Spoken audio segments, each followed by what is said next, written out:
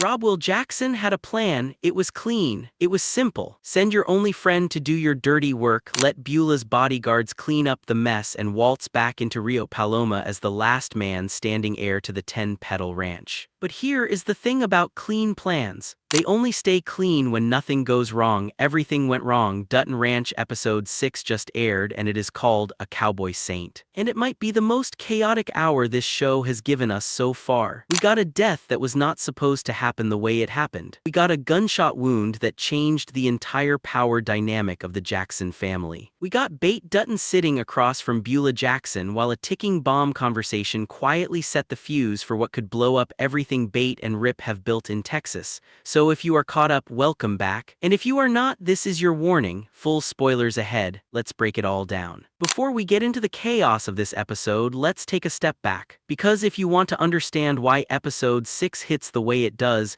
you need to understand the position Bate and Rip are in right now. When the show started, Bate and Rip arrived in Texas with their adopted son Carter trying to build something new. Montana is behind them. The Yellowstone Dutton Ranch, the battles, the blood, all of it is supposed to be behind them. They have a 7,000-acre property in Rio Paloma, Texas, and a chance to breathe. Then the foot-and-mouth disease hit their cattle herd. The whole thing was wiped out. Just like that, the financial foundation they were trying to build crumbled under their boots. That is when Beulah Jackson enters the picture. Beulah is described by Bate herself as a grizzly in Gucci. She runs the 10-Petal Ranch, one of the most powerful cattle operations in South Texas, and her roots go back nearly 200 years on that land. She is not just a rancher, she is an institution. By episode 5, Bate and Rip had no real choice but to partner with her. Rip became the new foreman of the 10-Petal bunkhouse. Bate became Beulah's brand consultant, promising to turn 10-Petal into what she called a recession-proof household name within 3 years. It is the classic Bate Dutton move. When the world tries to bury you, you climb out using whatever ladder is available, even if that ladder belongs to someone you are not entirely sure you can trust. The problem is, the Jackson family is anything but stable, and at the center of that instability is Rob Will Jackson.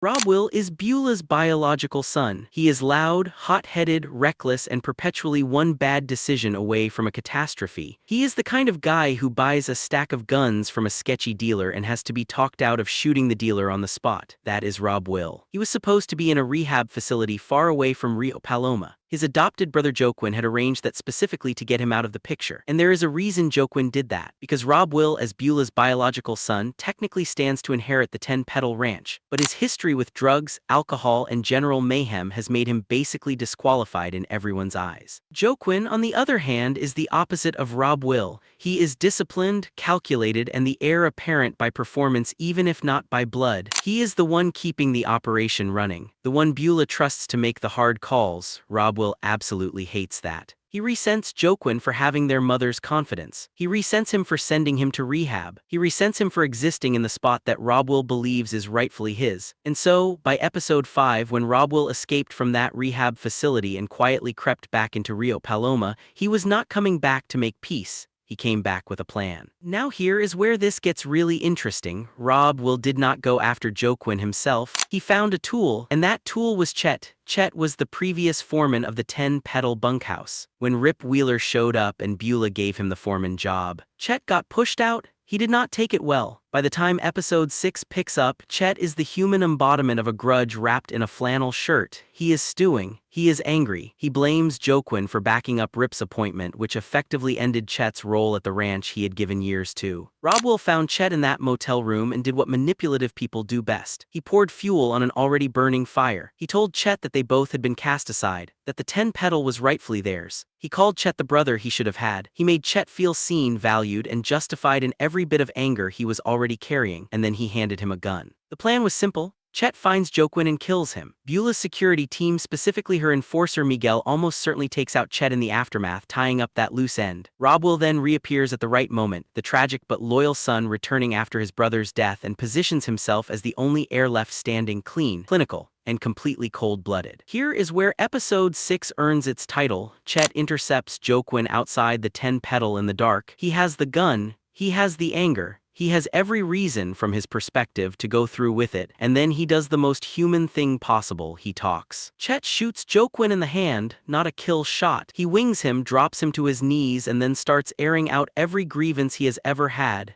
He wants Joquin to hear it. He wants to be heard. He wants the man he blames for his downfall to understand exactly why this is happening. This is the part where Chet stops being Rob Will's weapon and starts being Chet again, and it costs him everything. Miguel, Beulah's lieutenant, shows up and puts Chet down before he can finish what he started. Chet dies on the ground outside the ranch where he gave years of his life. Meanwhile, Rip was already on his way to the Jacksons' house for a drink with Joquin. He heard the shot and found the scene. Joquin is bleeding but alive, and he refuses to go to a hospital because a hospital means the sheriff, and the sheriff means questions nobody in this situation wants to answer. So Rip does what Rip does. He loads Joquin into his truck and drives him to Everett McKinney, played by Ed Harris, a veteran and local veterinarian who has apparently become the unofficial emergency room for people who cannot explain their injuries to law enforcement. And while Everett is setting bones and stitching up the wound, Rip finally gets the answer he has been chasing all season. Wes Ayers, the body Rip found on his property at the start of all this, was killed by Rob Will. He was the ranch hand and also apparently the dealer for Rob Will and Chet. Rob Will killed him and dumped the body on Dutton land, likely to muddy the waters. Now Rip knows Rob Will killed Wes. Rob Will broke out of rehab.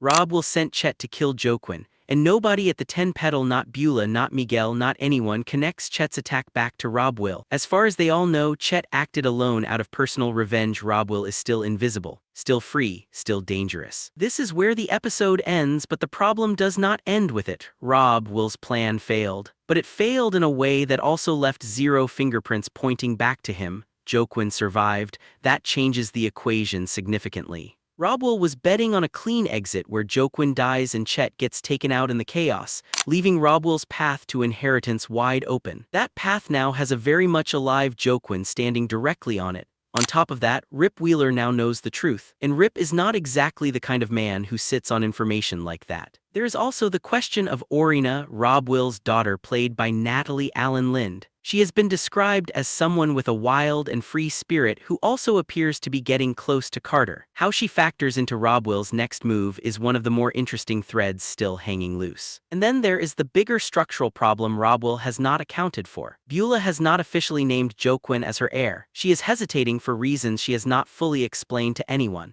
That means even if Rob Will could remove Joquin from the equation, there is no guarantee Beulah would choose him. She might be considering something or someone entirely different. The most likely move for Rob Will in the back half of this season is desperation. Desperate people who are already willing to commit murder tend to escalate, not pull back. Another attempt on Joquin seems very possible. Whether he tries to go through Rip this time, or bring Orina into his schemes, or find a different pressure point on Beulah, none of those options are good for anyone around him. Here is what makes Dutton Ranch genuinely compelling beyond the plot mechanics. At its core, this show is about what it costs to start over. Bate and Rip left everything. They left Montana. They left the history of the Yellowstone Dutton Ranch. They left the war they spent years fighting. And they came to Texas to build something clean. But they did not come clean. They carry everything they did, every choice they made, every person they buried, literally or figuratively. And now they are working inside a family, the Jacksons, that is running the exact same kinds of generational trauma and power struggles that destroyed the Duttons in Montana. Beulah is her own version of John Dutton. Rob Will is a monster partly made by a mother who poured everything into legacy and land and not enough into her son. Joquin is the adopted child who outperformed the biological one and now has a target on his back for it.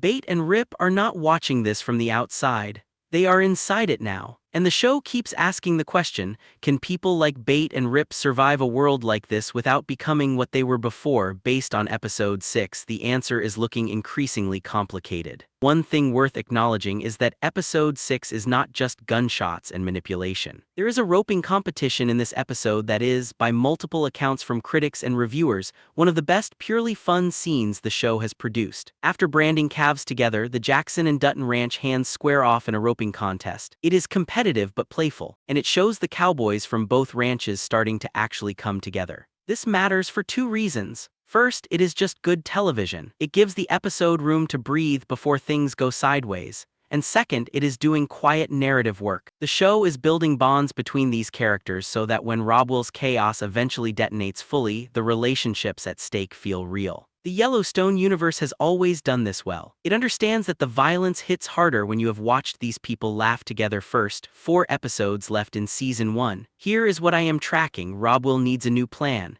His first one failed and Joquin is alive and injured. Does he escalate? Does he try to work through Orina? Does he attempt to go directly to Beulah and poison her mind against Joquin before Joquin recovers enough to tell his side? Rip knows the truth. He knows Robwell killed Weiss. He knows Robwell sent Chet after Joquin. What does he do with that information? Does he tell Beulah? Does he use it as leverage? Does he go find Robwell himself? Beulah and the Jamie question. This is the thread I am most nervous about. If Beulah starts pulling on that thread and connects enough dots, the whole partnership comes undone. And then where do Bait and Rip go? They have no cattle herd. They have no other alliance. Texas becomes a dead end. And finally, what is Beulah actually planning for the inheritance? She has not named Joquin officially. The show has made a point of mentioning that she is hesitating for reasons she has not revealed. That secret is going to matter before the season ends. Dutton Ranch is building towards something significant in the back half of this season. The foundation has been laid carefully. The dominoes are lined up. The question now is who kicks the first one over. If you want to keep watching this season unfold with me, hit subscribe and drop your theory in the comments. Who do you think gets to Robwell first, Rip or Joquin?